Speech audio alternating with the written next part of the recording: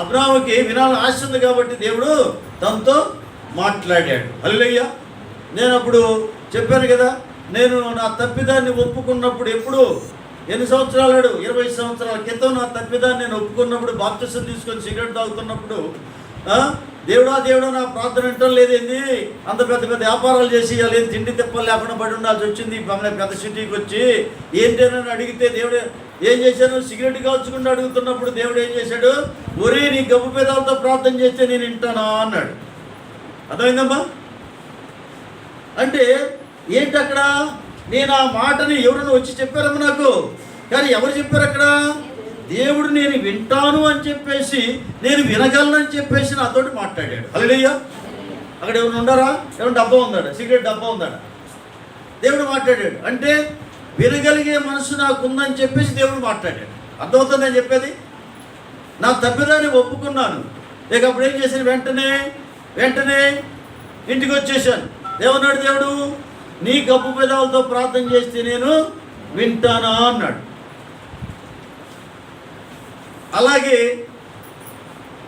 మందిరానికి వస్తారు, ఇంటికి పోయి నోటికి వచ్చినట్టు మాట్లాడుతున్నారు. అలాంటి వాళ్ళు మాట్లాంటాడమ్మా దేవుడు? చెప్పండి, ఏం చేయాలి అప్పుడు? ఇప్పుడు నా ప్రార్థన ఎట్టన్నాడు, ఏమన్నాడు దేవుడు, నా ప్రార్థన వింటం లేదు. ఏంటంటే నీ గబ్బు ముఖానికి నేను ఏడంటాను, నీ గబ్బు పేదాలతో ప్రార్థన చేస్తే నేను ఎట్టంటాను అని అన్నాడు. అనేటప్పటికి నాతో మాట్లాడినటువంటి భాష అదన్నమాట. నీ గబ్బు పేదాలతో ప్రార్థన చేస్తే నేను వింటానని దేవుడు నాతో మాట్లాడాడమ్మా. మాట్లాడడం ఏం చేశాను, వినాలని మనసు నాకు ఉంది కదా, ఎందుకు నా ప్రార్థన వింటం లేదు అని చెప్పి నేను అన్నప్పుడు వెంటనే మాట్లాడాడు దేవుడు, నీ గబ్బు పేదాలతో ప్రార్థన చేస్తే నేను వింటానని చెప్పేసి అన్నాడు.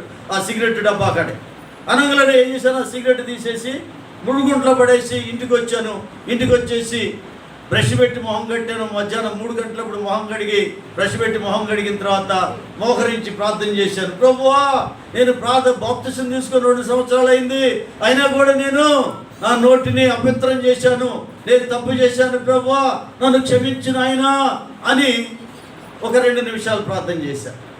అర్థమవుతుందమ్మా? ప్రార్థన చేసినప్పుడు నాకు ప్రార్థన కూడా రాదు కదా, సరిగ్గా చర్చికి కూడా వెళ్ళలేదు కదా, మారు మనసే లేదు కదా, సరిగ్గా బాప్తిసం తీసుకున్నాను కదా, సరైన మారు మనసు లేదు. ఇంకా బాప్తిసం చూసుకొని సిగరెట్ తాగుతుంటే ఇంకా మారు మనసు ఆడ చచ్చినట్ట లేదు కదా. అప్పుడు దేవుడు, అయ్యా నేను తప్పు చేశాను, బాప్తిసం తీసుకొని కూడా నేను తప్పు చేశాను, నన్ను క్షమించు అని చెప్పేసి ఎప్పుడైతే మోకరించి ప్రార్థన చేశానో, ఎప్పుడో ఉదయవంతుడితో ప్రార్థన చేశానో, దేవుడు నా ప్రార్థన ఆలకించాడు. హల్లెలూయా. ఎవరు ప్రార్థన వింటాడు దేవుడు?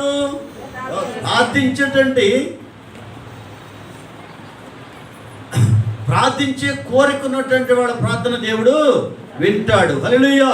ప్రార్థించేటువంటి కోరిక ఎవరికైతే ఉంటుందో వాడు ప్రార్థించాడు. నేనేం చేశాను, నా తప్పిదాన్ని, అయ్యా నేను బాప్తిసం తీసుకొని కూడా తప్పు చేశాను ఆయన, నన్ను క్షమించిన ఆయన, కనికరించిన ఆయన అని చెప్పేసి నాకు తెలిసినటువంటి మాటలు 2 మాటలు దేవుని దగ్గర ప్రాధేయపడ్డాను. ప్రార్థన అంటే ఏంటి అనుకుంటున్నారు? ప్రాధేయపడటం. అయ్యా కనికరించయ్యా అని ప్రాధేయపడు. అర్థమవుతుందమ్మా? ఓకే. అయితే నా ప్రార్థన ఏం చేశాడు, నేను ప్రాధేయపడి అడిగితే ప్రార్థించే కోరిక ఉంది కాబట్టి ఆ ప్రార్థించే కోరిక ప్రకారం దేవుడు ఏం చేశాడు, ప్రార్థించాను, దేవుడు నా ప్రార్థన విన్నాడు. అప్పుడే వెళ్ళిపోయింది, వెంటనే వెళ్ళిపోయింది. ఆ తర్వాత రాత్రికాలంలో నేను నిద్రపోయాను. మధ్యాహ్నం 3 గంటలకు ప్రార్థన చేసింది, రాత్రికాలం నిద్రపోయాను. మరి రాత్రి మళ్ళీ 3-4 గంటలకల్లా అప్పుడుగా ఎప్పుడు వచ్చిందో తెలియదు, కానీ తెల్లవారుజాముకి వచ్చిందో 3ంటికి వచ్చిందో ఏమో తెలియదు, కానీ ఒక రీల్ తిరుగుతుంది, సినిమా రీల్ తిరిగినట్టు తిరుగుతూ ఉంది. ఏమవుతుంది, నా ఇంటిలో నుంచి గడపల మీదుగా నూనె పొర్లి ప్రవహిస్తూ ఉంది. వింటున్నారా? నా ఇంట్లో నుంచి నూనె ఏం చేస్తుంది, గడపల మీదుగా పొర్లి ప్రవహిస్తూ ఉంది. అది క్లియర్గా చూస్తూనే ఉన్నాను. అంటే ప్రవహించిన తర్వాత ఉదయకాలం లేచిన తర్వాత అమ్మగారికి చెప్పాను, అమ్మగారు మంచిదే ఉంది. పాస్టర్ గారికి చెప్పాను, పాస్టర్ గారు కూడా మంచిదేను, ఆశీర్వాదానికి గుర్తు, అభిషేకానికి గుర్తు అని చెప్పి ఆయన చెప్పాడు. కానీ నా మనసుకైతే కుదరట్లేదు. కానీ తర్వాత కొంతకాలానికి కాస్త ఎక్కువగా ప్రార్థన చేయటం, బైబిల్ వాక్యం వింటాం. ఏ వాక్యం ఎట్లా వినేవాడిని, ట్రాన్సిస్టర్ ఉంటుంది కదా, ఏది అప్పుడు 150 రూపాయలు పెట్టి ట్రాన్సిస్టర్ కొనుక్కున్నా. ఎక్కడ కొనుక్కున్నానంటే నెల్లూరు జిల్లా పోయినప్పుడు కొన్నాను 2001లో. ఆ ట్రాన్సిస్టర్లో దేవుని యొక్క వాక్యాన్ని వినేవాడిని, దేవుని మాట వినేవాడిని. సాయంత్రం 7:15 వచ్చేది. దేంట్లో వివిధ భారత్ అనేటువంటి రేడియో ఛానల్లో వస్తూ ఉండేది. వాక్యం వింటూ ఉండే, వాక్యం ఆసక్తిగా వింటూ ఉండేవాడు అన్నమాట. ఒకవేళ పోయి ఆడన్నా పొలాల్లో ఉన్నాననుకో, రోడ్డు మీద ఉన్నాననుకో, 7:15 అయిందంటే బైక్ ఆపేసి ఆడే కూర్చుని ఆడే నిలబడి, బైక్ ఏడన్నా మనుషులను కాడ ఎక్కడ పక్కన నిలబడేసి ఆ 30 గంట సేపు 8 గంటల దాకా వాక్యం వచ్చేది. 7:15 నుంచి 8 దాకా వాక్యం అంటే 45 నిమిషాల పాటు వాక్యం వచ్చేది. అర్ధగంట ఒకరిది వచ్చేది, 15 నిమిషాలు ఒకటి, 45 నిమిషాలు వాక్యం వినేవాడు. ఎప్పుడు 2001 సంవత్సరంలో. అంటే ఇప్పటికి ఎన్ని సంవత్సరాలు, 20 సంవత్సరాల క్రితం మాట నేను చెప్పేది. అర్థమవుతుందమ్మా? అంటే ఈ దర్శనం వచ్చిన తర్వాత జరిగినటువంటి కథలు చెప్తున్నాను. వాక్యం వింటూ మొదలు పెట్టాను. ఏమొచ్చింది, ఆ ఇంటిలోంచి నూనె పల్లి ప్రవహిస్తున్నటువంటి దానికి. ఆ తర్వాత ఏమైంది, నేను వ్యాపార రీత్యా వెళ్ళాను. వెళ్ళిన తర్వాత ఇదే ట్రాన్సిస్టర్ కొనుక్కోవటం, దేవుని వాక్యం వినటం అనేది దేవుని యొక్క కృపది. హల్లెలూయా. చూడండి, వ్యాపారం అయిపోయినట్టు ట్రాన్సిస్టర్ కొనుక్కోవటం ఏంది, వాక్యం అంటే ఏంది, అది దేవుడి ఇచ్చిన కృపే కదమ్మా. అవునా? ఆ 2 సంవత్సరాల పాటు విన్నాను. ఆ తర్వాత దేవుని కృపను బట్టి పెద్ద అబ్బాయి చదువు కోసం ఇక్కడ స్విట్జర్లాండ్ అక్కడికి వెళ్ళిపోయిన తర్వాత స్వీడన్ దేశం వెళ్ళిపోయిన తర్వాత వాడు వెళ్ళిన తర్వాత అక్కడ ఏదో మరి సెటిల్ అయినాక నన్ను ఈ వ్యాపారాన్ని వదిలేసి ఇంటికి రావడం జరిగింది. ఆ తర్వాత 2 సంవత్సరాలు మన ఇంట్లోనే, అప్పుడు నేను ఇక్కడికి వచ్చినప్పుడు మన ఇంట్లోనే ఆరాధన జరుగుతుంది. ఎక్కడ చర్చిలు లేవు. చర్చిలు లేకపోతే ప్రసాద్ గారు మరి వాళ్ళ ఇంటికాడ అలాగకపోతే మన ఇంట్లో మనం ఉన్నటువంటి అపార్ట్మెంట్లోనే ఆరాధన స్టార్ట్ చేస్తే మరి అపార్ట్మెంట్లో వాళ్ళు ఊరుకోరు కదా, గొడవ చేస్తారు కదా. మరి వాళ్ళతోటి కుస్తీ పడుతూనే ఉన్నాను. అప్పుడే కుస్తీ మొదలైంది. అప్పట్లోనే 2002 డిసెంబర్ 11 వచ్చాను. అప్పటి నుంచే మరి పక్కాళ్ళతోటి అన్నిలతోటి గొడవలు స్టార్ట్ అవుతాయి. ఎందుకంటే ఇంట్లో అపార్ట్మెంట్లో పెట్టి ఊరుకోరు కదా. అందువల్ల ఏంద్ర మా ఇంట్లోనే పెడతాను, నువ్వేంద్ర అని చెప్పేసి కుస్తీ పోయేవాడిని అప్పట్లో. మరి దేవుని కృపను బట్టి 8 నెలల పాటు అక్కడ జరిగింది. ఆ తర్వాత మార్చిలో మరి ఆ కొత్త మందిరాన్ని అమ్మగారు చూసి అక్కడ మందిరానికి అప్స్టైర్ మీద చెప్తే మాట్లాడిన తర్వాత ప్రసాద్ గారు పోయేది పాస్టర్ గారు కట్టించాడు. ఇప్పటికి అదే మందిరం 2003 జనవరిలో అక్కడ మార్చిలోనే స్టార్ట్ అయిందనమాట మందిరం. అయితే ఆ తర్వాత మరి 2003, 2004 సంవత్సరాలు 2 సంవత్సరాలు కూడా ప్రార్థన చేసేట అనుభవంలోకి దేవుడు నడిపించాడు. ఎందుకంటే అప్పుడు దాకా మన ఇంట్లో ఆరాధన జరిగింది కదా. వాళ్ళు ఇక్కడి నుంచి ఆరాధన అక్కడికి వెళ్ళిపోయింది. 2 నెలల తర్వాత అక్కడికి వెళ్ళిపోయిన తర్వాత అక్కడ నాకేమో అలవాటు ఇచ్చాడంటే దాదాపు 3 గంటలు ప్రార్థన చేసేటువంటి అనుభవం నాకు దేవుడు ఇచ్చాడు. హల్లెలూయా. 3 గంటల అనుభవం, ప్రార్థన అనుభవం ఇచ్చాడు. ప్రార్థన ఇచ్చిన తర్వాత 2.5 సంవత్సరం తర్వాత 2 సంవత్సరాల 4 నెలలు అక్కడ ప్రార్థన చేశాను ఇంటికాడ. 2 సంవత్సరం 4 నెలల తర్వాత అమ్మగారు నాకంటే ముందు 6 నెలలు ఇక్కడ ముందుకు వచ్చింది. చుట్టూరు తడికలు ఉన్నాయి, పైన ఒక పట్టు ఉంది. అవునంటే మాట్లాడేప్పుడు నేను వచ్చాను, కానీ తర్వాత నేను చూడటానికి వచ్చాను, అడ్వాన్స్ ఇచ్చాను, ఇదంతా హ్యాండ్ ఓవర్ చేసుకుని దాకా ఉన్నాను. కానీ తర్వాత మందిరం కట్టేటప్పుడు రాలేదు, పట్టేసేటప్పుడు రాలేదు, పైన ఆరాధన జరిగినప్పుడు కూడా రాలేదు. నేను తడకలు పెట్టేటప్పుడు రాలేదు, పట్టేసేటప్పుడు రాలేదు, ఆరాధన జరిగేటప్పుడు రాలేదు. ఇదంతా కూడా 6 నెలలు అమ్మగారే చూసుకోండి. 5 ఉండేవాళ్ళు అప్పట్లో. తర్వాత నేను ఇక్కడికి 2 సంవత్సరాల 4 నెలలు ప్రార్థన ఆ విధంగా 2-3 గంటలు ప్రార్థన చేయటం అంటే కరెక్ట్గా 3:30 టైం ఎగుతానంట. 3:30 టైం లేచేవాడిని. అప్పుడు అలారం లేదు, సెల్లు లేదు, ఏమి లేదు కదా. 3:30కి లేచేవాడిని. కరెక్ట్గా బెల్లు కొట్టినట్టు మెలకు వచ్చేది. ఒకరోజు లేకపోతే 6:30 చేసేవాడిని. ఒకరోజు లేకపోతే 3:30కి లేవలేదు, 3:30-4 అయింది. లేకపోయేటప్పుడు తలుపులు దబదబదాబా మోగుతున్నాయి.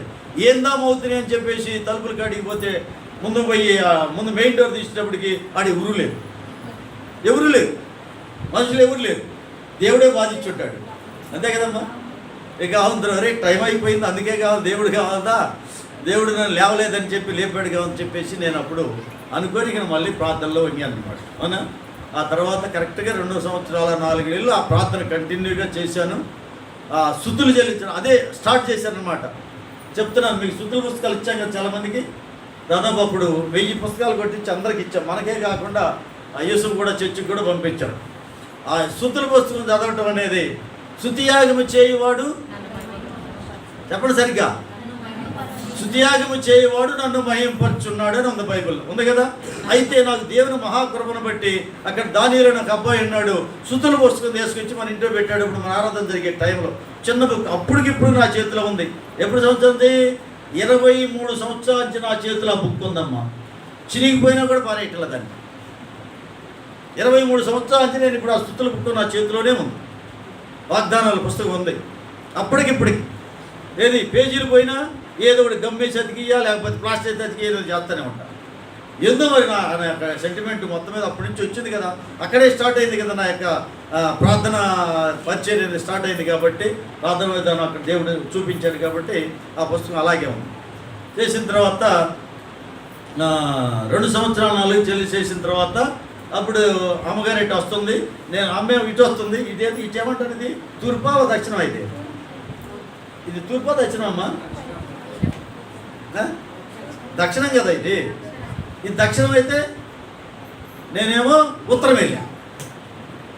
అమ్మగారు ఏంటి దక్షిణంగా పడి వచ్చింది ఇక్కడ సెక్రటరీ కాలనీకి, నేనేమో ఉత్తరం వెళ్ళిపోయా. ఉత్తరం వెళ్ళిపోయానంటే మా వదిన గారు అబ్బాయి అక్కడ వాసున్నాడు కదా, అందుకని ఒక రోజు ఎందుకు చూద్దామని పోయాను. ఆదివారం నాడు పోయాను, వాళ్ళ చర్చిలోకి వెళ్ళాను, అమృతరాజు గారి చర్చిలోకి వెళ్ళాను. వెళ్ళిన తర్వాత 6 నెలల పాటు అటు వెళ్ళానమ్మా. అమ్మ 6 నెలలు ఇటు వచ్చింది, నేను 6 నెలలు బైక్ వేసుకుని అటు వెళ్ళా. అందరికంటే ముందెళ్ళి కూర్చునేవాడిని, ఎవరు వచ్చేవాళ్ళు, నేనే ముందు వెళ్ళేవాడిని. ఇక్కడ ఇంత దూరం యేసప్పగూడ నుంచి చందానగర్ నేను ఒక్కడనే ముందు వెళ్ళేవాడిని. ఆడుండేది వాళ్ళిద్దరు డాక్టర్లే, ఎవరు భార్యాభర్తలు ఇద్దరు డాక్టర్లే, పెద్దవాళ్ళు.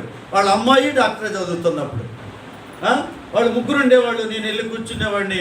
కూర్చున్న తర్వాత ఇక ఆరాధన పూర్తి అయిపోయి, ఆరాధన కరెక్ట్గా 6 మాసాలు వెళ్ళాను అన్నమాట. చక్కగా ఆయన చెప్పేదంతా కూడా నేను చక్కగా వింటున్నాను. అవునా, విని 6 మాసాలు వెళ్ళాను. 6 మాసాల తర్వాత ఒకరోజు ఏప్రిల్ 24వ తారీఖు నాడు ఏమన్నానంటే ప్రార్థన చేయడానికి పాస్టర్ గారి దగ్గరికి వెళ్ళాను. వెళ్ళట్నే వచ్చి నిలబడ్డాను. నిలబడిన తర్వాత పాస్టర్ గారితో అంటున్నా, అయ్యా నాకు దేవుని పని చేయాలని ఉందయ్యా అన్నా నేను. అన్నాడు. అంటే అన్నాడు, నీకు దేవుని పిలుపు ఉందా అన్నాడు. నాకేదో తెలియదు అయ్యా అన్నా నేను. నాకు తెలియదు, తెలుసు నేను ఎందుకు రాలేదు, తెలియదు అన్నా. తెలియదు అన్న తర్వాత సరే నేను వచ్చి కూర్చున్నాను. వెనక పక్కన కుర్చీలో కూర్చున్నా. పక్కన పెద్ద చదువుకున్న అబ్బాయిలు ఉన్నారు. ఆ అబ్బాయితో అన్న, అవునయ్యా పిలుపు ఉండాలి కదా అన్నాడు. నాకెందుకో సడన్గా దేవుడు ప్రేరేపణ ఇచ్చాడు. ప్రేరేపణ ఇస్తే మార్క్స్ సువార్తలోకి వెళ్ళిపోయా. మార్క్స్ సువార్తలోకి వెళ్ళిపోతే ఏముంది, మార్క్స్ సువార్త చివరి దాని ఏముందమ్మా,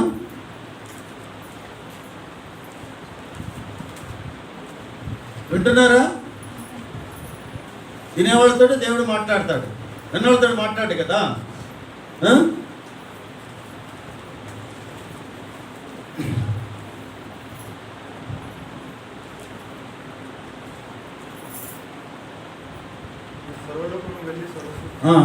మీరు సర్వలోకం వెళ్ళి సర్వసృష్టికి సువార్తను ప్రకటించండి అన్నాడు. హల్లెలూయా. ఏమన్నాడు యేసు ప్రభు వారు? ఎప్పుడు అన్నాడు ఆ మాట? ఎప్పుడు అన్నాడు? ఎవరితో అన్నాడు?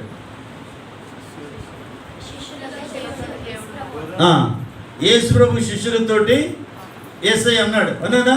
ఎప్పుడు అన్నాడు? ఆయన సిలువ వేయబడి సమాధి చేయబడి తిరిగి 3వ దినాలు లేచిన తర్వాత 40 రోజులు అందరికీ కూడా కనిపించాడు కదమ్మా. ఆ టైంలో శిష్యులకు కనపడ్డాడు. శిష్యులకు కనపడి ఏమన్నాడు? మీరు సర్వలోకానికి వెళ్ళి సర్వసృష్టికి సువార్తని ప్రకటించండి అన్నాడు. నా మనస్సు, నా కనుదృష్టి ఈ వాక్యం మీద పడింది ఆ రోజున. ఎప్పుడు? 2005 ఏప్రిల్ 24వ తారీఖు. 2005 ఏప్రిల్ 24 కావచ్చు, 25 ఆ రెండేట్లో ఒకరోజు. అవునా? ఆ రోజు ఆదివారం వచ్చింది. 2005వ సంవత్సరం మే నెల కాదు, ఏప్రిల్ నెల 24వ తారీఖు కావచ్చు, 25 కావచ్చు, ఆదివారం వచ్చింది ఆ రోజు అనమాట. అది వచ్చిపడింది. ఏది పాస్టర్ గారు అన్నాడు కదా, నీకు పిలుపు ఉందా అని అన్నాడు కదా. అంటే నాకేమొచ్చింది ఇక్కడ? శిష్యులతో యేసు ప్రభు ఏమన్నాడు?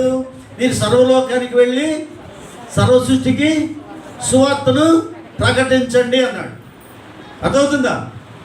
అన్నప్పుడు నేను పక్క అబ్బాయి తోటి అన్నాను, మరి పిలుపు ఉండాలి కదా అని చెప్పేసి. అబ్బాయి అంటే నిజమే కదా, పిలుపు ఉండాలి కదా అని అంటే, దేవుని పని చేయాలని నాకు ఆశ ఉందనంటే మరి పిలుపు ఉండాలి కదండి అని చెప్పి అబ్బాయి అంటే నేను ఈ వాక్యం చూపించాను. ఏ వాక్యం చూపి? ఏమన్నాడు? సర్వలోకానికి వెళ్ళి సర్వ సృష్టికి సువార్తను ప్రకటించండి. అంతకుముందు ఏమన్నాడు? సముద్రం నా శిష్యులుగా చేయండి అన్నాడు. శిష్యులు అంటే మనం ఎవరిమి? మనం ఎవరు అబ్బాయి? మనం ఎవరిమి? శిష్యులమా కదా? శిష్యులమే. శిష్యుల్ని ఏమన్నాడు దేవుడు? సర్వలోకానికి వెళ్ళి సర్వసృష్టికి సువార్తనే ప్రకటించండి అన్నాడు. హల్లెలూయా. అయితే మనకి పిలుపు ఉందా లేదా? చెప్పండమ్మా, నీకుందా లేదా?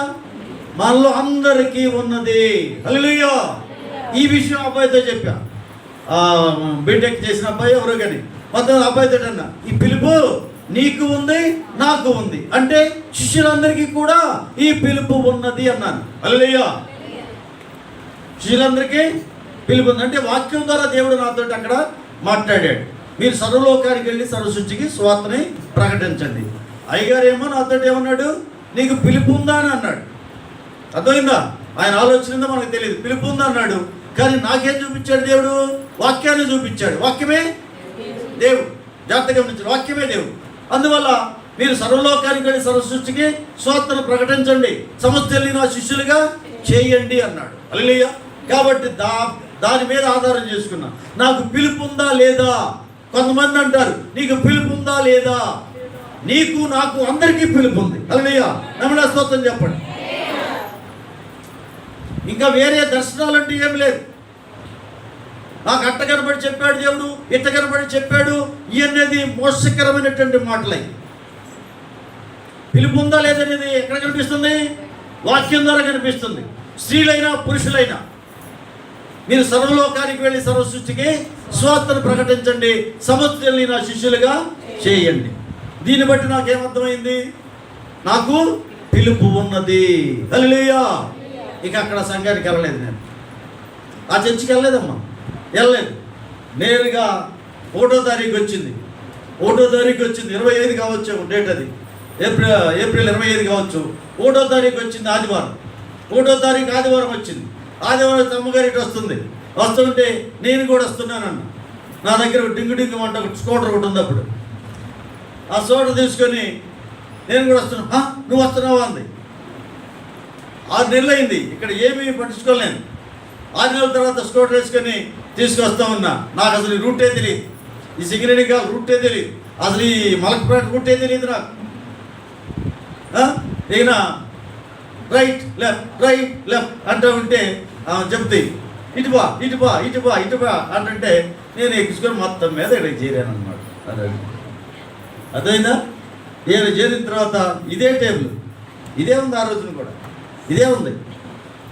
అది ఇప్పుడు ఇది కట్టలేదు, కానీ తర్వాత కట్టే కానీ ఇదే ఉంది. అప్పటిది మనం రంగులు వేసుకుంటూ వస్తున్నాం. ఎన్ని సంవత్సరాలు అయింది? 16 సంవత్సరాలు అయిపోయి. అవునా? 16 సంవత్సరాలు దాటిపోయి 17వ సంవత్సరం ఇది. నేను ఇక్కడ వచ్చి నిలబడింది 17వ సంవత్సరం వచ్చింది. అయితే వచ్చాను. వస్తా మన సైదాబాద్ కాలనీకి వచ్చిన తర్వాత ఇవాళ మొదటిసారిగా వస్తున్నాం కదా. మే 1వ తారీఖు ఆదివారం, 1వ తారీఖు ఆదివారం మా పెళ్లి రోజు కూడా. అదేందా మే 1వ తారీఖు అయింది.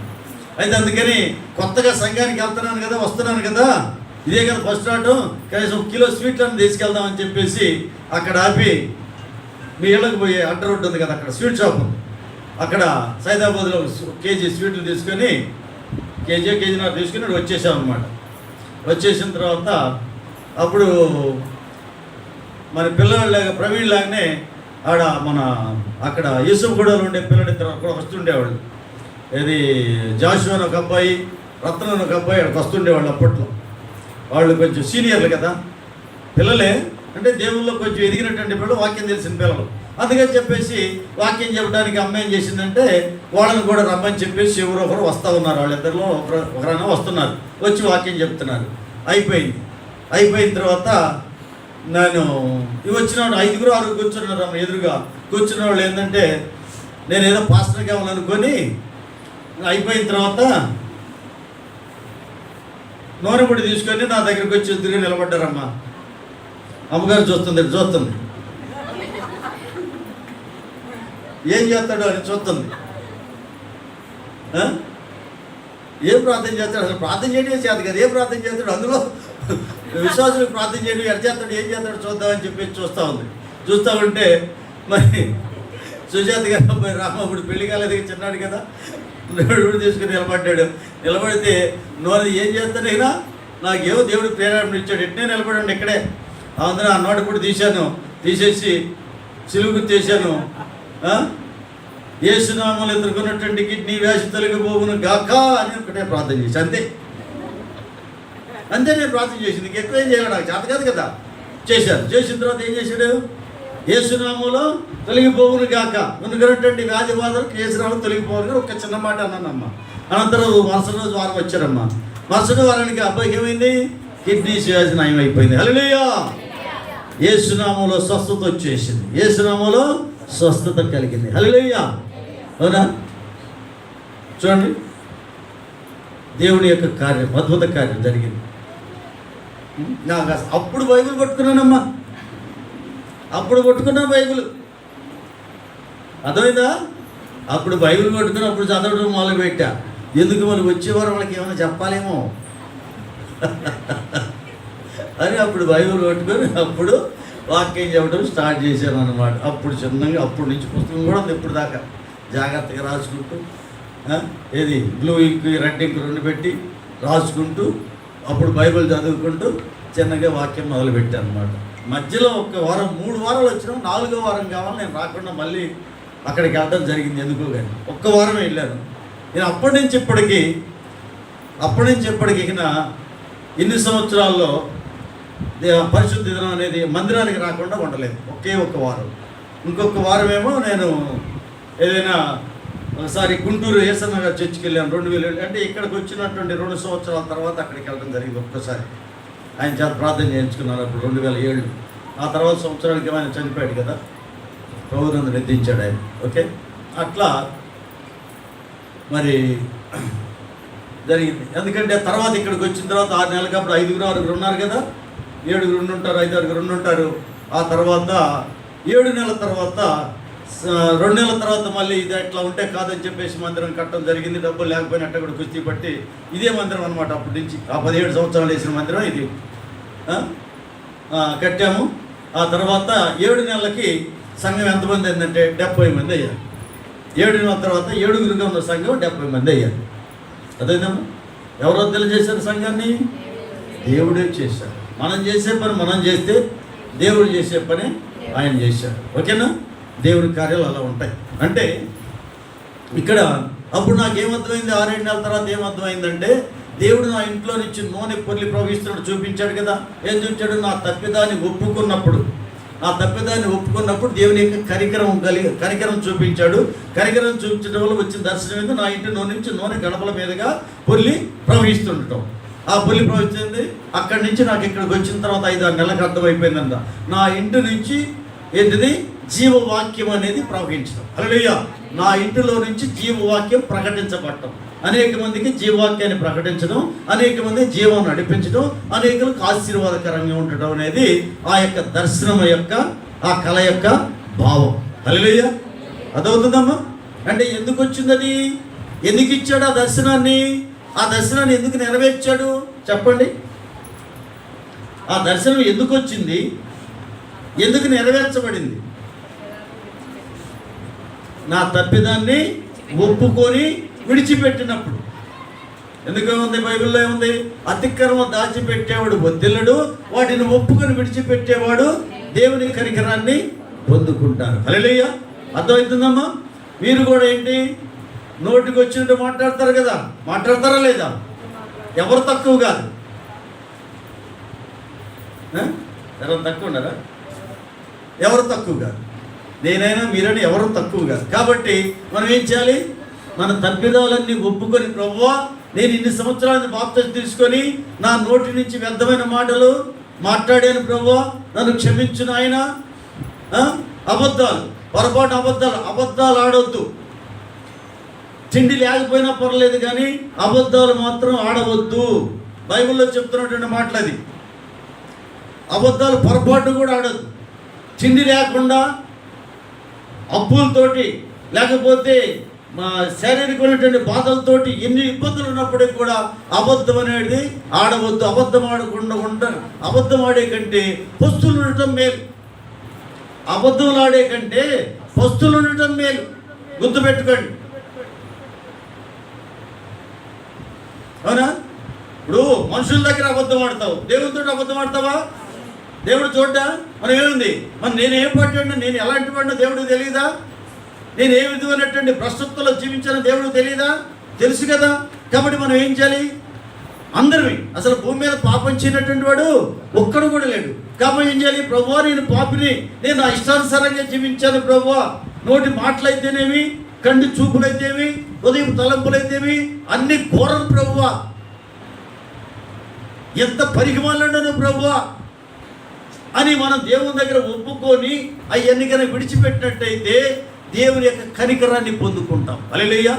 నేను ఇప్పుడు దేవుని కనికరాన్ని ఎలా పొందుకున్నాను? బాప్తిసం తీసుకొని సిగరెట్ కూడా తాగాను అని చెప్పేసి దేవుని దగ్గర నేను అడుగుతూ ఉంటే, ఏమని? సిగరెట్ కూడా తాగుతూ దేవుడు నా ప్రార్థన వింటలేదనంటే, ఒరే గప్పు పెదాలాడని దేవుడు ఏం చేశాడు? వార్నింగ్ ఇచ్చాడు. వార్నింగ్ ఇచ్చినప్పుడు ఏం చేశాను? నేను నా తప్పిదాన్ని ఒప్పుకొని విడిచిపెట్టుకున్నప్పుడు దేవుని కనికరాన్ని పొందుకున్నాను. ఈరోజు నేను ఈ స్థితిలో ఉన్నానంటే కేవలం దేవుని యొక్క కనికరం మాత్రమే. హల్లెలూయా.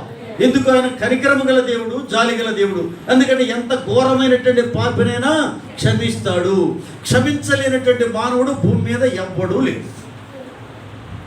వాడు నరహత్య చేసేవాడిని ఇస్తాడు. అదిగో కడపలో చూపిస్తారు. బాంబులు పట్టుకున్న చేతితోటి బైబిల్ పట్టుకున్నానని సాక్ష్యం ఇస్తున్నారు. వాడు బాంబులు తీసుకొని అనేక మందిని చంపేవాడు. ఏం చేసేవాళ్ళు? బాంబులు వేసేవాళ్ళు. వాడు పగ కక్ష తీర్చుకోవడానికి బాంబులు వేసేవాడు. అలాంటి బాంబులు వేసేటువంటి చేతులతో ఏం చేసుకున్నాడంటే ఇలా బైబిల్ పట్టుకున్నాడు. చక్కని సాక్ష్యం కదమ్మా. అవునా కదమ్మా?